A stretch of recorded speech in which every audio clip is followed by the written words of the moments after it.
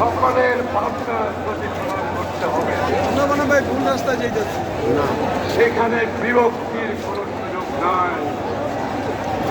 যেভাবে ঐক্যবদ্ধ আন্দোলন সৃষ্টি হয়েছে, আমরা সেই ঐক্যবদ্ধ ভাবে বাংলাদেশের মানুষের প্রত্যাশা যে চিন্তা যে ভাবনা তার প্রতিফলন সৃষ্টি করতে হবে। একই মধ্যে সাবধানতা অবলম্বন করতে হবে। বন্ধুগণ,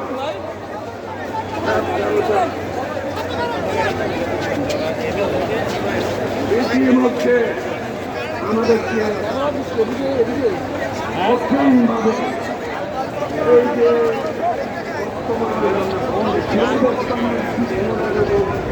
প্রত্যাশা করছে সেটা সবাইকে চোখ